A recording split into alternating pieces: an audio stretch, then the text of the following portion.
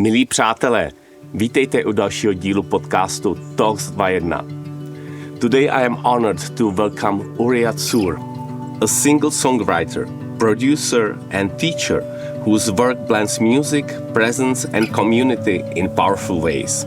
He is the founder of vocal freedom workshops and voice medicine retreats, helping people reconnect with their voice, not just as sound, but as a gateway to inner freedom. He also leads the Sacred Journey Festival, sings with Orod Band, and founded the School for Singing Circle Leaders. Through his music and gathering around the world, Uria creates spaces where people feel safe to open their hearts and connect with themselves and each other. His work reminds us that music can be medicine, something that heals, inspires, and brings us together. Uria, welcome to Talks 21. I am really glad to have you here. Thank you so much, Karel. I'm very happy to be here. Maybe we could start about music as medicine. This is so interesting. This is your lifetime expertise, what we can do, how we can connect through music. Yeah, I see music, we're kind of stuck in a paradigm that music is entertainment or or should sound this way or the other, when actually music is a very profound way for all of us to communicate. We use music underneath every sentence that we say. Na na na na na na na na na na na na. There's groove, there's music, there's vocal texture and different intensities that we use in order to transfer our message.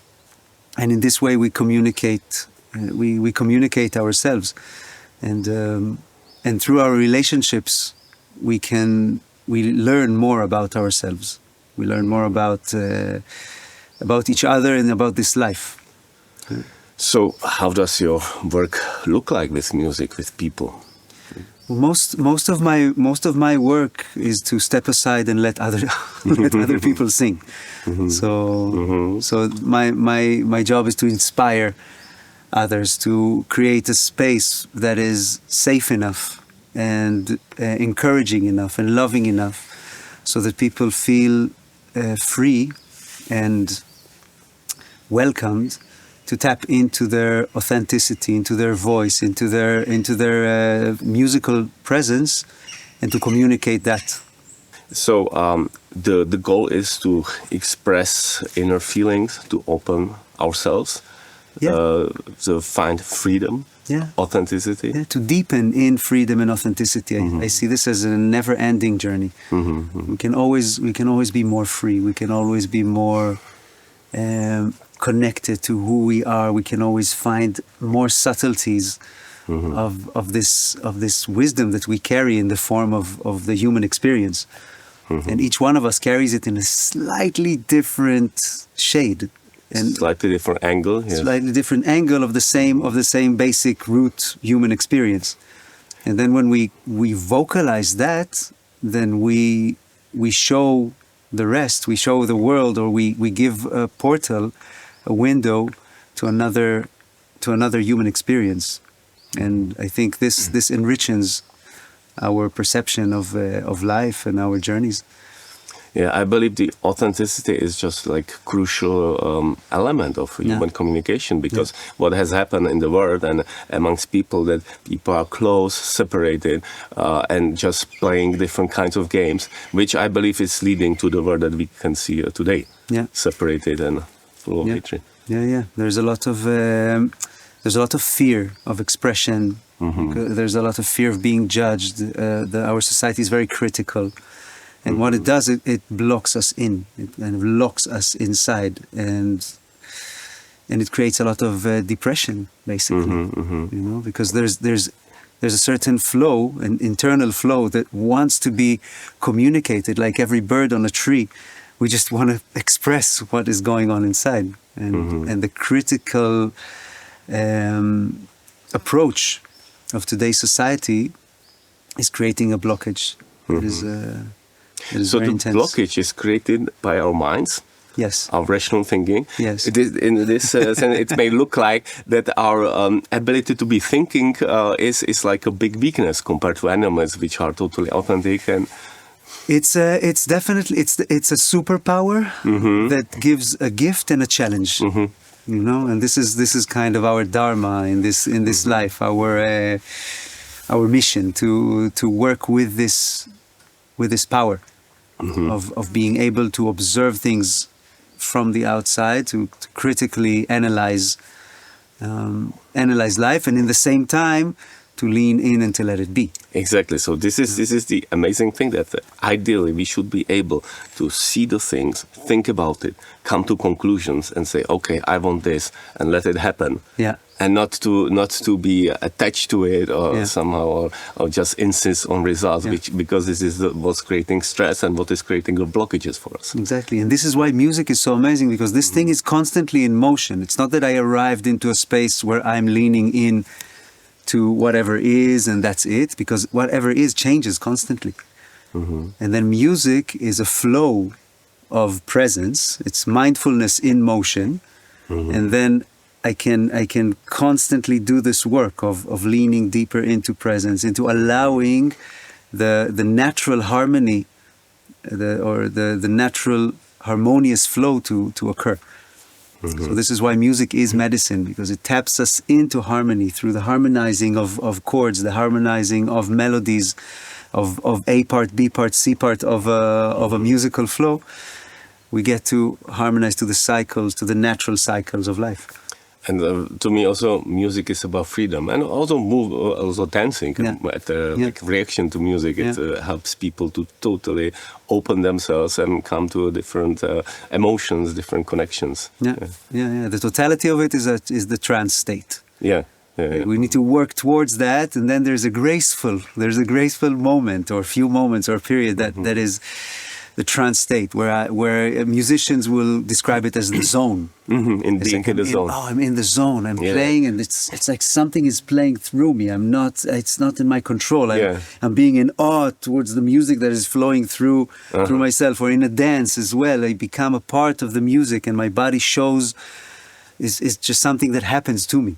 I can see that in other areas of human experience as well, like in sports, for example, like being at the zone, and then you are in there and you let it go, and you let the body do the things, which is absolutely amazing. So here is so the mind should be an observer, right? Yes. An observer which doesn't interfere, except it gives like the rules at the beginning, and then observes. And if we see that something is not exactly as the mind would like, we may stop it. Or what is your strategy? How to stay in the zone and at the same time have not necessarily a plan, but let the mind to navigate through the process?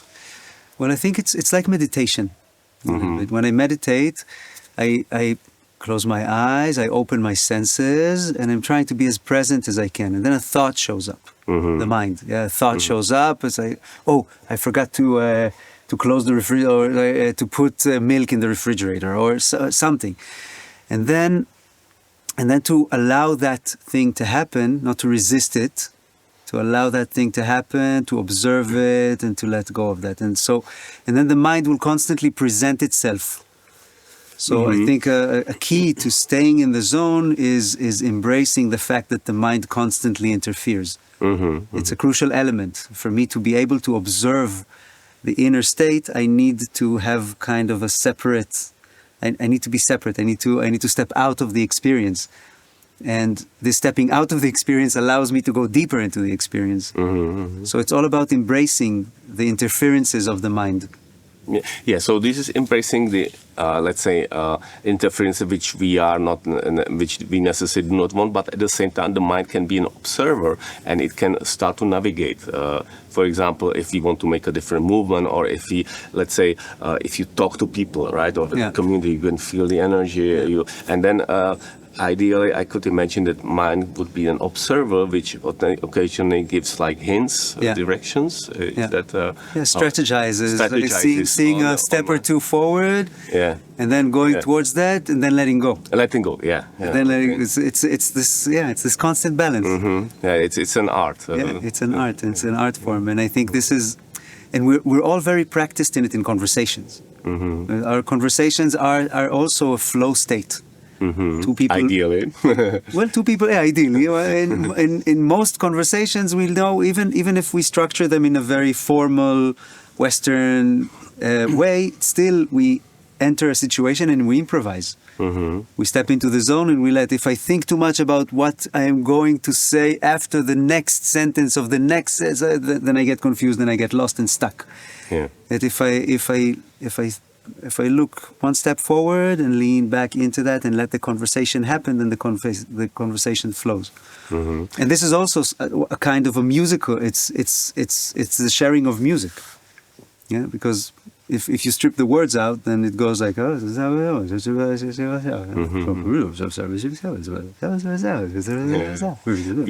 we had the amazing experience yesterday with music and just let all the birds and the nature around at its noise, and even kids, right?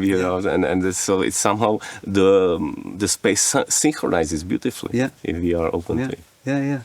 So naturally, all systems are aspiring towards harmony. Everything is what desires harmony. Nature desires harmony, and also human consciousness and human conversation and music between us. So when we lean into that, then harmony shows itself when we don't resist it. When you sing music or you want to connect people to sing with you, you can see the flow of the energy. Can you perhaps describe how you navigate that? What is your experience? Well, I try to look at the collective presence, the group in the room as an entity, as an entity with a personality, and then I try to communicate with this personality constantly. So if I see that there is a lot of kind of discomfort still happening, then I will massage that. I will approach that and massage that for as long as it takes. Sometimes it's just two presses and everybody relaxes. Okay. Sometimes it takes longer until we can relax our. And then I constantly just listen to where we are and how can we expand a bit further into trusting the space to hold us, into trusting the space to be a welcoming space for us to express ourselves. Yeah, I believe that these things are so crucial and important, especially nowadays, because people tend to be separated and neglected and being put into hatred towards each other. At the same time, we can see all this strong negativity around us, the pressure. And it also helps people to awaken, I believe. So there are a group of people, we are more and more conscious because of the pressure. So it's like this yin-yang game. What is your view on that, and how do you see that we should continue as a human society? Wow. That's a big That's a big question. That's a big question. But this is, I believe, something that you are very involved with. Yeah. Because I constantly work towards harmonizing spaces. I think that right now we're as you said, it's like a birth process. We're pressured into this separation and negativity and polarization and judgmental state where we're not safe. We feel not safe to express ourselves.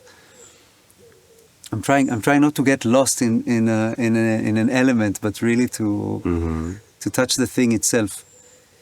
I think that we're just going through a dark moment as humanity, and the only way is through. The only way is through, and I believe, as you said, that it's pushing us towards awakening.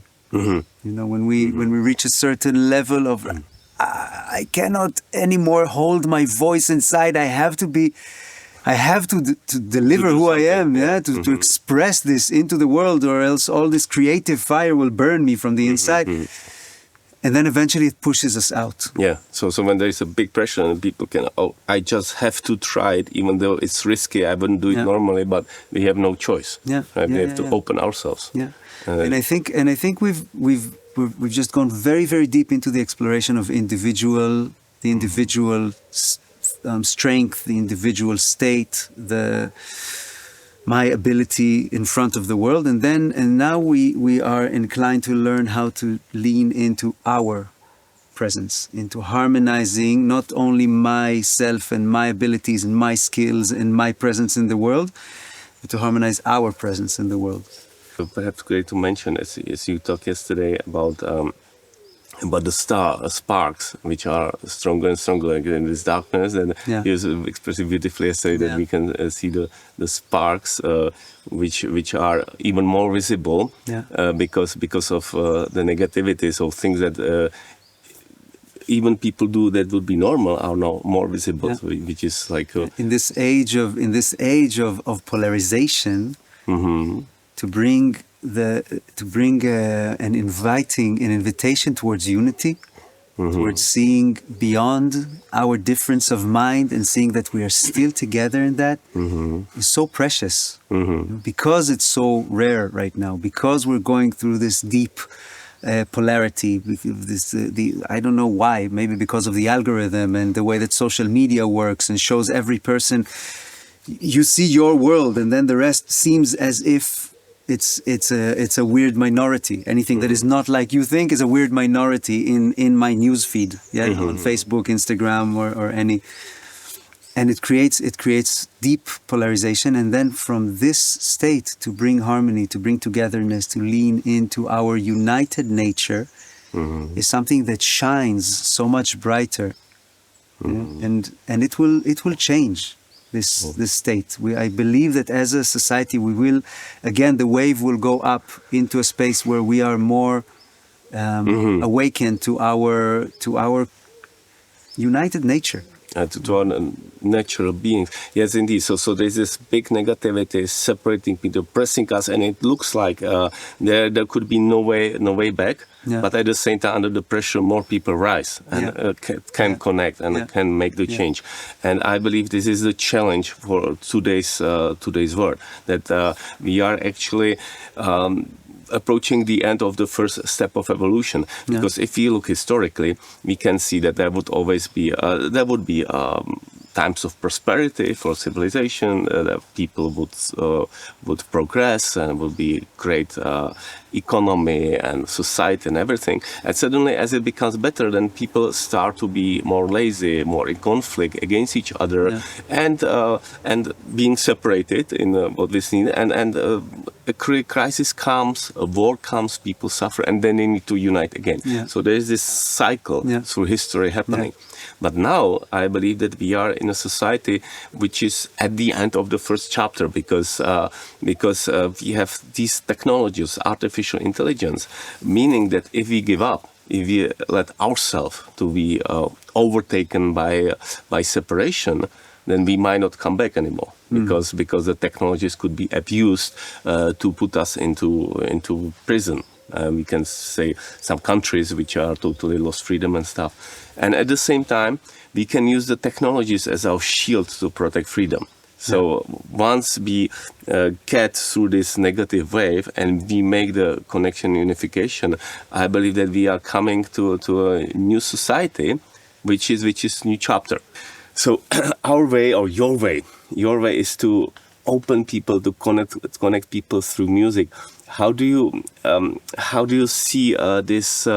What we are trying to do, healing the world, because we can look at the troubles, at wars happening throughout. How do you see chances here? Because it seems so difficult. Well, I think that any kind of violence is rooted in confusion. Is rooted in disconnection from our nature. The fact is that we are humanity, and we are in the middle of this enormous space, and this is it. This is all we have. There is no them them the other side, them the end. No, there's only us. Yeah, it's us. It's us, and we have to learn how to get by. And when we turn to violence, it's because we got so far away from managing to communicate. So it's a form of confusion. It gives me a lot of hope, you know, because this is something we can fix. I lost the question that you asked me. I went into the vastness of space, and and I lost where we were. But what I think is that the importance of people is to open to beauty, to see the beauty in nature and in the life that we live in. I have the experience, but one has closed eyes. We don't see anything. We don't appreciate. At the same time, if we open inside, we can see the beauty of nature, what we can do, how we can connect, the beauty of music. It is so enriching. Yeah. It makes our world suddenly so much happier. So opening this view to other people to get out of their shelters. Also to see the beauty of sorrow, yes. the beauty of pain, and the beauty of duality and what it allows us. So I think the main thing, it's not about fixing the world. The world is, as you said, it's a wave, and it naturally goes from an elevated state of unity, of we're working together to create something better, into we're used to this better and we're taking it for granted, and then we start turning against each other, and then again we go down, and then we suffer, and then we say, no, we cannot continue like this, we have to work together, and then we work together and we elevate. So there's this wave, and every part of the wave offers a different aspect, a different access to the wonder of the human experience within this dual field. And right now we are in this dark time, we are able to tap into a very special moment in the human field. And my invitation for us, generally for myself, and then for the people who show up at my door is to lean into that and to harvest the beauty and the wisdom and the teachings from the current human experience. And then it's not about how will I change the world. The world is perfect. It's a mess, and it's perfect constantly, and it constantly changes, and it's not my doing to change it. I'm a part of the change, but it's not my. I cannot take credit for it, you know, and then just to lean into that.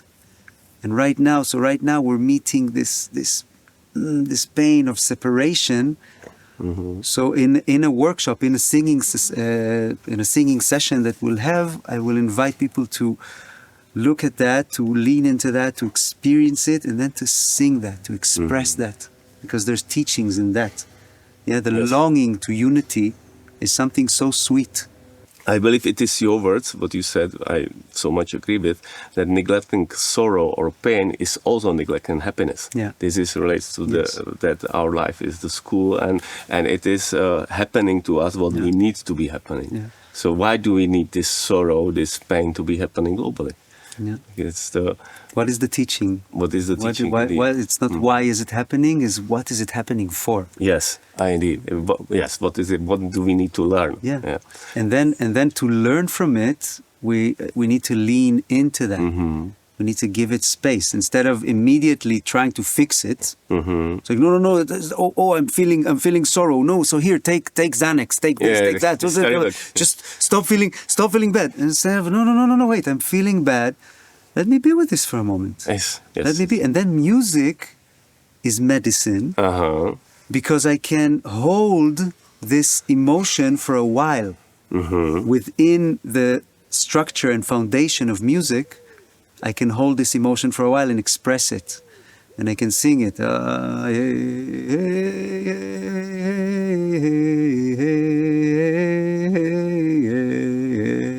in the texture of my voice, I allow I allow sorrow to be expressed. Yes. And then we can feel the opposite. We can feel the happiness because we understand what the sorrow is. Yeah, we create a foundation because it's duality. We create a foundation. We're rooting in that, and then we can grow into the happiness as well. And so this is important for us to learn to which extent we need to go. I believe that it could be possible to be able just to imagine the bad things, like through some, for wise people. It is, I believe, for everybody. It is important to be able to understand the negativities in order to live the positive things. But perhaps there is a way to come just to feeling of it, not going through it, not suffering, not our children be suffering, but just being tapping into it, through history, through learning. But I believe in order for us to learn, it is not enough to use our rational mind for learning, but we need exactly the emotions to learn from. We need to experience not necessarily experience it, but experience the emotions, the feelings. Yeah. So. Yeah. Well, it's enough. A little bit of it, it's a fractal. A little bit of pain is the essence of the global pain. Since I'm not going to eliminate pain, there is no reason for me to dive deeper and deeper and deeper into pain until I will figure it out completely. I will never figure it out completely. It's just a substance, and I'm there to tap into it, to acknowledge it, and then to move forward. So even so in music, for example, when I right now I'm singing and I'm meeting judgment inside of myself. Like, oh, I should have sung this verse before that verse. I'm meeting this thing, inner critic, and then I'm experiencing resistance, and I'm suffering, experiencing pain. When I transmit this pain, when I weave some of this quality into my vocal texture, I give it room. Yes. And then I start playing with it. Because I play music. It's not a serious business. It's not like, oh, I'm exploring pain and I'm going to go all the way. No, I was like, oh, okay, here's pain. Oh, here's pain. And then, oh, here's pain. And it becomes a game. And it becomes play. And then it weaves itself back into the harmony of things. So I'm playing in between. And it's always going to be there. If I try to avoid it, it will present itself stronger. In a different way, and stronger until I receive the teaching. And I'm tapping into a theory, that life is here to teach us, that life will push stronger into our field the things that are there for us to learn from. And then if I resist the teachings of life, it becomes stronger. It becomes stronger because life loves me and wants me to learn my next lesson. And this is all a suggestion, an idea. I cannot prove it. Yeah, but I meet many people who resonate. Yeah, and it is so logical. So in a sense, I take it mathematically, we can have like an epsilon small amount of experience of also deep negativity, but only for like a fraction, only as you said, to touch it, to understand it, to emotionally feel it, to present it into the field. So that I can have a point of relevance. But yes, exactly. And then we can live the good life long enough. And as soon as it starts to be, let's say, too, there is this effect of being too normal. Great things, we are living great life, and suddenly it becomes too normal. It's not interesting anymore. So it's boring. It needs to remind us, right? So we need to touch again the negative aspect, but not necessarily live it through, but just touch it and realize it, being wise enough to appreciate it and go back to our lives. And also we constantly have what to learn. It's not that I tapped into it, I understood it, and now I can go back to my life and live the... Because life is a process of learning. It is a fractal, so it goes deeper and deeper. It goes deeper, and there's another element and another aspect and another aspect. This is why the diversity of human experiences is such a great teacher. Because there's infinite fractals going in all directions. Yes, and every person represents another aspect of the human experience, and how to manage this duality that we experience, this duality between separateness and unity, between pain and pleasure, sorrow and happiness. Yeah. So if I understand And I agree with that. Suggestion would be to open oneself towards the negative experience, accept it, take it as the teacher, Yes. and in fact appreciate it, Yes. and then it can be minimized. Yes. And if we believe that we have a solution, we have, oh, this is not good, we need to do something. We offer a solution with our mind. Yeah. What I see is very important, not to be attached to it, to Yes. the result, to accept that maybe I am wrong. Yeah. I just do To some extent, I'm probably wrong. Indeed. So we try a lot of things. Most of them will be wrong. Yeah. Some of them might be true. Yeah. But accepting that we are just in the process of learning and we might do wrong things actually helps us to go out of the hole. Yeah. Which I believe we need to do as society, because I can see it's so risky. We are in such a big hole that we might not be able to get out if we are not responsible enough. Yeah. I think it all pushes us towards devotion, because what we're suggesting here is that life will present you with a challenge.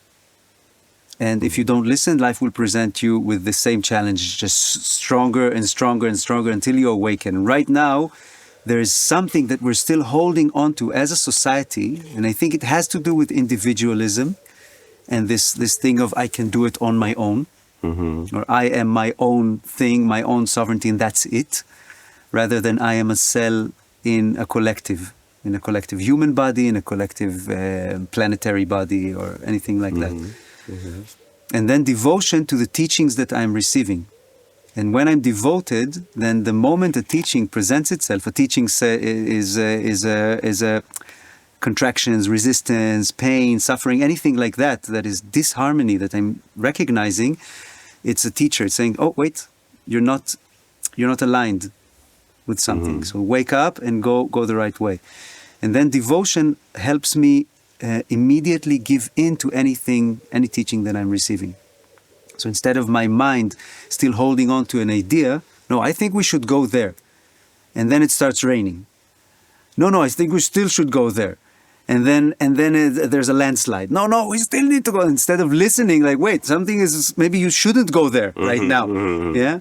So if I'm in devotion, then I'm starting to go there, and then it starts raining, and say, okay, hey, let go of that. So devotion helps us let go of the rational mind and listen to a form of guidance that is present in the intelligent field. Yeah, but at the same time, there might be a situation when it is a challenge and it is a test of our will to go for what we believe in, right? So how do we distinguish these two aspects? Because that can be both. Yeah. This is an amazing question. I don't know. It is life. This relates to one topic which I believe is crucial in today's world. What has been happening that people are trying to fly to absolute certainty that somebody takes care of our state or anything, which I see as a very dangerous degradation of society. That we should be able to go through discomfort, to train ourselves, to train our children, to be able to go out of comfort zone. So which is the thing, to which level? To which level we need to push ourselves to experience the, let's say, difficult things, and to which level should we let go? Well, I think it's not ours to decide. It's life is placing us in a certain situation. And is presenting a certain situation, and then this is our challenge, and we just need to go through it. And I believe that it is good to listen to inner intuition. How much we should press ourselves, and also I believe that for each person it is important to be able to go through the difficult times. And perhaps. I envision that the future of for us, for society, is to be able to go through the difficult times through self-choice, to do sports, to push ourselves, to go into ice water and to train ourselves in that way, so that we can experience the difficult things, and then perhaps we don't need to experience them in personal conflicts, in global conflicts. I think that life is the teaching. When I have a relationship with my wife, it's constant boundary work, it's constant Yeah. conflict, it's constant. It's a big fractal. It's a big fractal of inner work. So the temple of where I show up to do my consciousness evolution is presented to me in every step of the way, in relationships with other people, in relationships between me and myself, between me and nature, with me and society. So I don't think we need to create the situations. We need to, it's an invitation to play with the situation. So if sports is something that speaks to you, go for sport. If music is something that speaks to you, go for music. If carpentry is something that speaks, go to carpentry. Eventually, you will meet the same structures of meeting life and then leaning into its invitation. Indeed. So perhaps what we could suggest is not to avoid this invitation. You already mentioned that the problem is that people need to be in the maximum comfort. So if they are not feeling well, they take the pill. That's, to me, this is the most terrible thing. Right, and then of course it gets abused by the system, corrupt system. So the pills that are created are here to manipulate people, to make them addictive and things like that. So it's the natural motion. It's like also sugar is a pill. Sure, sugar. We're all there. And gluten, wheat, and that is comforting. It's also a pill. Food generally, certain forms of behaviors in relationships are a pill. So we have it's constantly there. It's a constant challenge. So if we get rid of Xanax, it doesn't mean that we're over that. It will just go. I do believe though that as we said earlier, we can go into a very gentle state where we need to only slightly move off balance in order to realize I'm taking a pill now. Maybe I'm invited to come back to mindfulness, to presence with whatever it is that is alive, and to receive the full range of teachings that I'm receiving right now. Yeah, and so your teaching is for people how to open to this aspect, how to live, especially for young people. Many people are in Western society, are, in my view, in some sense spoiled by the society. They're being presented that they can afford anything, that they need to, they must be taken care of, and then they rely on others, and they become dependent and not self-sustainable. What would be your suggestion to people, or to young people perhaps, to try music? Yes, you said try different aspects, or how to and if we try something and it is difficult, what are the suggestions to overcome difficulties, or at which point to change direction?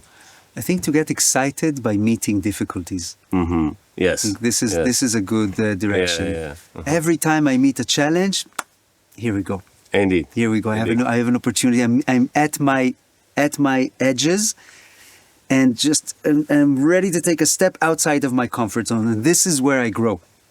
So to realize that your life is a journey of growth, and the more I can bring myself to that state, the more I can appreciate that state, I resist it less, and then my growth will be more harmonious and more at flow. So much agree. So when there is we do something, there is a difficulty, perhaps the intuitive approach or the first approach, that's interesting. What is it happening? What the challenge is that? How do I solve it? Exactly. What is the teaching? What am I here to learn? What for am I receiving this? What am I growing towards? So to create a curious, instead of a judgmental mind towards what's going on inside of me and in society, to create a curious mind towards what's going on inside of me, to my own resistances, society, what is humanity going through right now? If we take it to wider, to the global level, there is this huge, to me, this is this biggest problem, the hatred which was raised amongst people against each other, against different nations, against different philosophies, religions. So how do we overcome that? Because what I see, that the birth process, it's crucial for the birth process for people to be able to globally unite and to find respect to each other, regardless of different philosophies. So, how would you suggest people to approach this? How to overcome the hatred between different groups? Of course, there are historical things which make it very difficult. Yeah. Wow, I wish I knew. Coming from Israel, I was born in Israel, and to see the suffering happening right now in Palestine and in Israel and in Iran and in Lebanon and in Syria and all of this, all the region is boiling with pain and suffering right now. And I wish I would have a simple suggestion. The fact of the matter is that it is so complex, beyond my ability to perceive. And then everything I can do is open my heart to that, trust the intelligence of the collective that we are, to know what it's doing. Yes. Just to know what it's doing, and then to invoke a change in the individual level. It's not about changing the head of the pyramid. Yes. It's about the roots. So it is giving the trust to the process that it's wiser than we can see. And then inspiring that in others. Trusting the process and inspiring that through trusting my own process, through the example that I can really take in, which is my own personal, seeing the difficulties I went through and how they built my personality and my character and gave me tools that today help me serve this world. So if it works in a personal level, to believe that it will work also in a collective level. So what we need to reach is that people open to love to each other regardless of the borders. So perhaps it should be possible through music or through other activities to get to the connection and to feel the empathy to others. As first to feel the resistance, yes, to create a container, because in music, when I sing and somebody else hears me, I immediately meet the resistance, the fear of judgment, all of these elements that are also expressing themselves in war, in a very, very extreme expression of the same movement, of the same internal movement, they are expressed in music. Yes. Yet it's as we said earlier, it's just to tap into it. Yes. So we tap into it, I meet my resistance, and then I work through it. And then accept it. And I create a dojo, and a place where I practice, where I practice harmonizing separation, harmonizing duality into one mindful and aware flow. Yeah. So then it becomes. For us, it may become clear that we are part of the projection of one mind. We are here together. We are one human, and that's the first step. And then the second priority is the separation and the difference.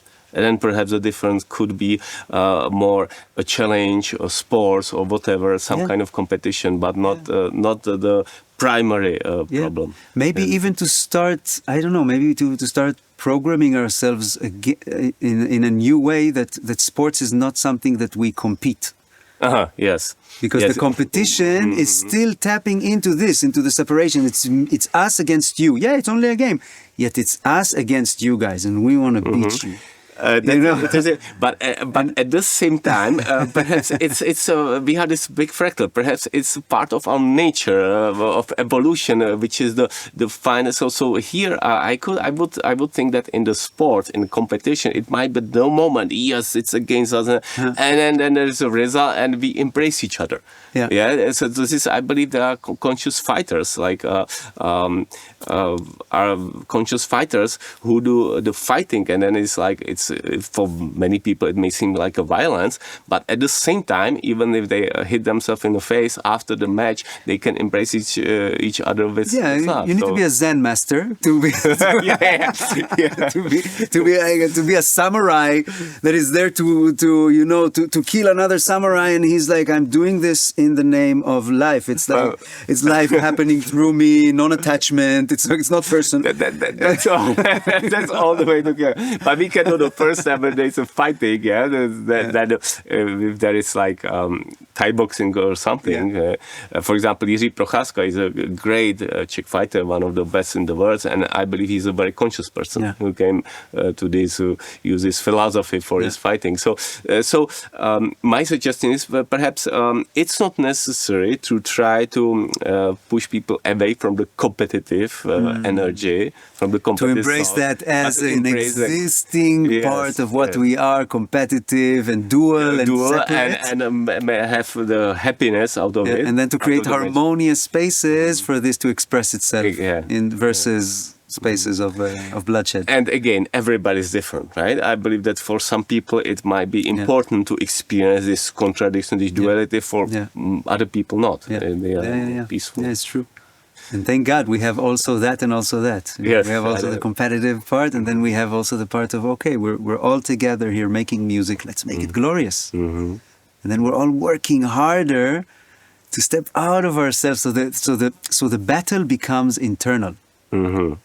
And towards the outside, I'm just in service. Indeed. And so even if we are in battle, in sport, whatever, our opponent is not the opponent, it's our mind. And we embrace him or her as the learning opportunity for us. Exactly. It is, of course, much more difficult to really live it than say it. But I believe that we can aspire towards this journey. It's a suggestion. It's a general direction. It's not a goal that we can achieve. Yes, I think in this form, in this dual experience of life, we cannot achieve total unity. We cannot achieve total unity. Yet we can forever strive towards it, and experience the greatness of. I made another step. The effort. Yes. The effort is great. Yes, and of course we cannot achieve perfection. And as soon as somebody thinks that we can become perfect, whatever, that we can find perfect physical laws. That was the idea of the end of 19th century, where people would think, oh, now we are close to perfectly explaining everything, just small details, and then theory of relativity came in, and quantum theory. So this is, and I believe that. So remember the small details? They're not so small. And if we solve the small detail, there will be another small detail, the small detail, because it's a fractal nature. So just this idea that we should become perfect, I believe, is misleading. But the idea is approach perfection from what we see as the strive for perfection, without attachment. To a result. Because once you're attached to a result, you limit the amount of progress that you have. And it won't work because you are attached to it, so it will need to teach you not to be attached to it so much. I believe this is could be a great suggestion for our friends who are watching this talk. Thank you so much for the amazing, beautiful talk. My absolute pleasure. So, Uria, I so much agree and like your approach that we need to touch the sorrow, feel it, experience it, then to get to happiness and ecstasy. Perhaps you could show us how you do that in your class? Through music. Well, through music. Actually, I'm thinking of a song that I wrote. I still haven't released it, so it's kind of a global premiere. Oh, that's great! Wow, right here. Thank you. and it's exactly about this. It's exactly about this. And then within the song, every time I play a song, a song is a portal into a space of expression. And I try to get lost at some moment in the song. So I have the structure of the song, and some moment I try and open a window, and through this window go into the unknown, and to linger there for a while. And within the unknown, there is a very raw experience that I'm having, and trying to communicate it through the music, through the not the words as much as the texture of my voice and the emotional expression. I think this is something that is also crossing the board and reaches everyone, no matter what kind of culture, language you come from. When we sing in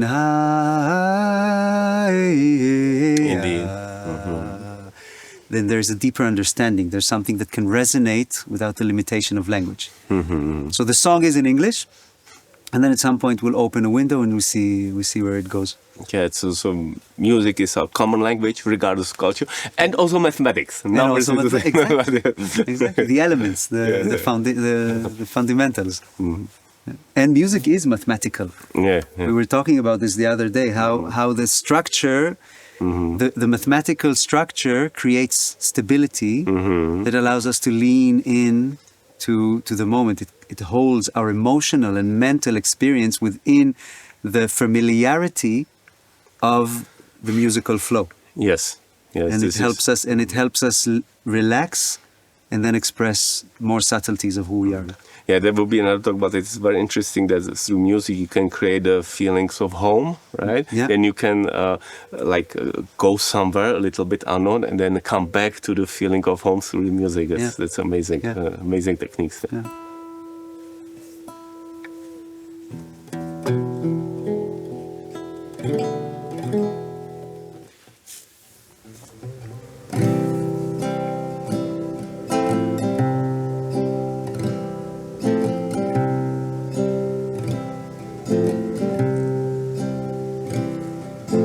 The open heart to the one that we are shows the darkness and light, shows the light in the darkness. We are all brothers and sisters, and it's been a long night.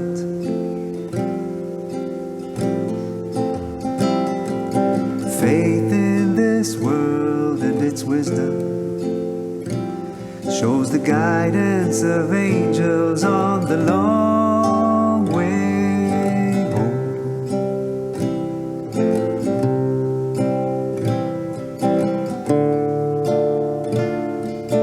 This is where we are.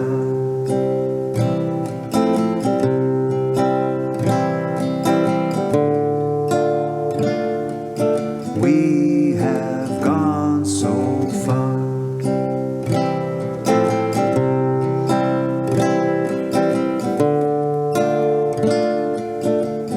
In the light of the stars,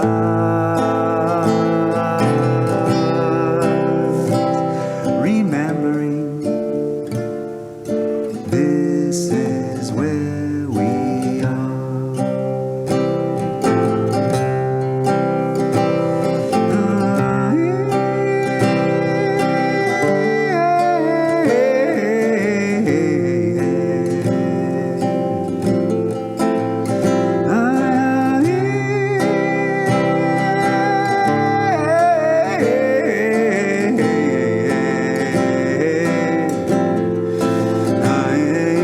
Faith in this world and its wisdom shows the guidance of angels on the long way home.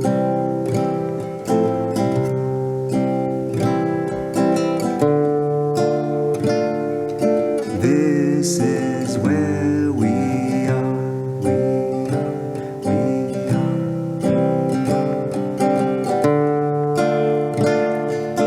We have gone so far, so far, so far.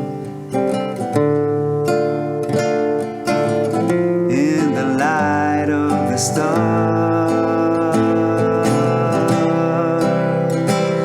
remembering this is where we are.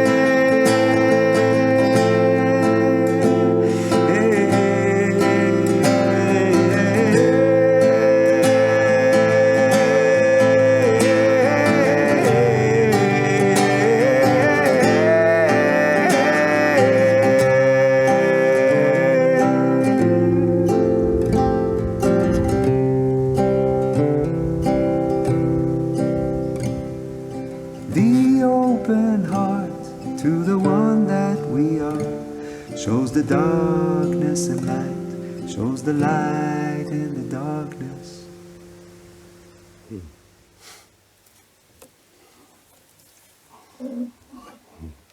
Mm. Thank you for this opportunity to share this song here with. Yeah. Thank you for coming here. So I'm very happy for that. So where can people find more about you, about the great work you do, about the great help that you offer to all people? Wow. So I'm very easy to find, really. Just go Uria Tsur at gmail.com, Instagram, Facebook. It's all there, and I'm giving workshops around the world, around the year, and 3-day workshops and 6-day retreats. So, and I'm so grateful to be carrying this work of opening the heart to the one that we are, to the darkness and light, and the light in the darkness. Yeah. So thank you so much for all this great energy that you are giving, and I wish you and us the best for the future. Oh, no, same here, and thank you so much for creating this and for so generously giving these transmissions to our community. Thank you. Yeah.